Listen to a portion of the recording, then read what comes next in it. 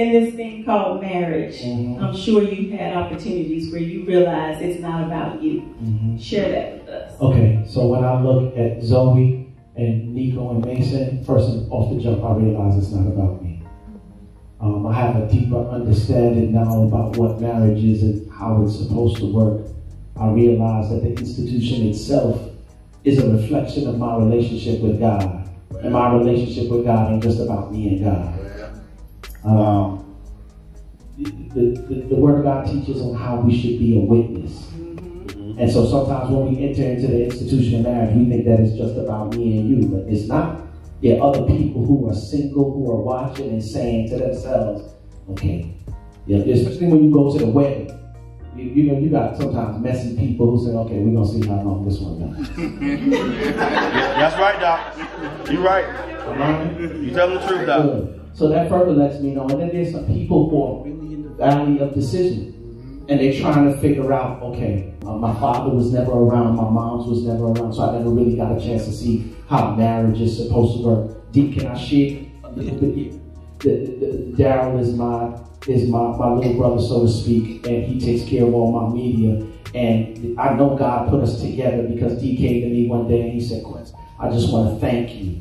I said, thank you for what?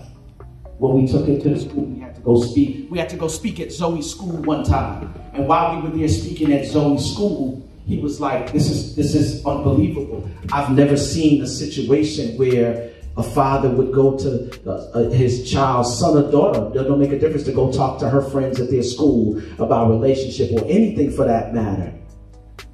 And God sat me down and he said, you see, son, that's why I'm telling you that this is not just about you. Wow.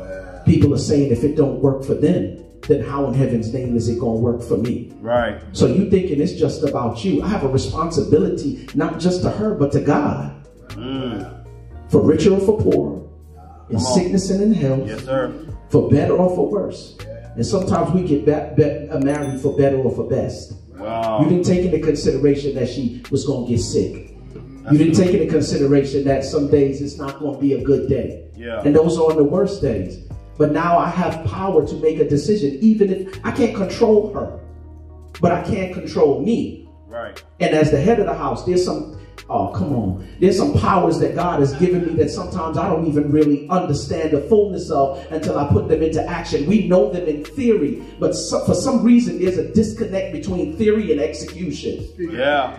And so when I begin to execute, I don't even have to say nothing to her. Because God's institutions are ordained in a particular way, all I got to do is do my part. And guess who falls into place automatically? That's good, Doc. I remember when we got our first place and we were living in the apartment.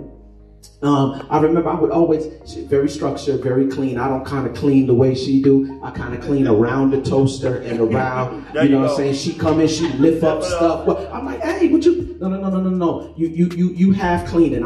It's kind of like God. When God comes to clean up your stuff, he come to clean up your stuff. Right. You feel me? When she would clean, she would do the same thing. And I remember one day I was home when we first got married. And the first instance that God gave it to me, I came in and I just started cleaning. I was cleaning the house, cleaning the stove, spraying the fridge, cleaning, and she came in from work. Hey, babe, how you doing? Well, she didn't even go and change clothes. She put her handbag down, took her shoes off at the door, took her little sweater off, and she began to clean with me. I was like, ooh.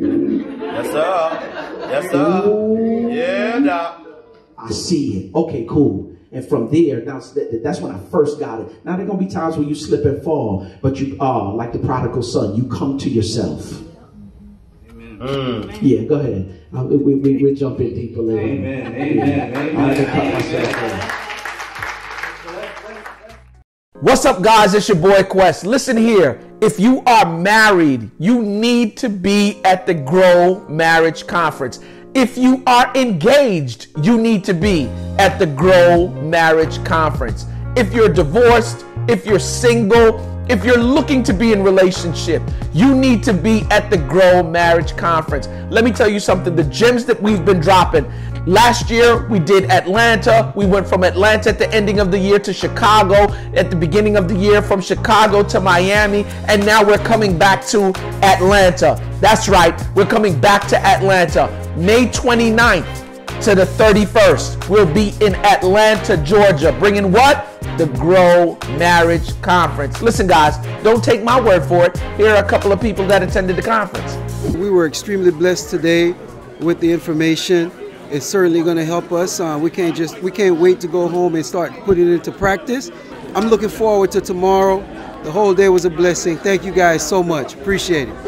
We were invited by my sister, Shonda Scott, and when she first told me about it, it was like, you know, we don't need to do that, you know, but all good relationships need adjustment. We didn't know what kind of adjustment we needed, but when I tell you, I am so thankful to just be able to have a sounding board, because when you're so deep in, it takes a lot for you to see the problems, and when somebody can, without even knowing you, point out what's not right or what's going on, and I needed this. And I know walking away from here that my marriage is gonna grow and be better. I don't wanna cry. So you see, like, I didn't have to tell you, they told you. If you want to be in the building, do me a favor, save the date, May 29th through the 31st. Why? Myself, my wife Faith, my boy Preach. Oh, come on. Jorge will be there. Kayla will be there. We are bringing back to Atlanta the Grow Marriage Conference. And now this one won't be a one-day conference. This will be a 3-day conference. And I promise you, it is going to be unlike anything that we've ever done at the previous conferences, right? We're going to cry together. We're going to laugh together. But more importantly, we are going to grow together. So y'all remember, May 29th through the 31st. Who else going to bring you all of this information and all this good stuff? None other than the Grow Marriage Conference. Don't meet me there, beat me there.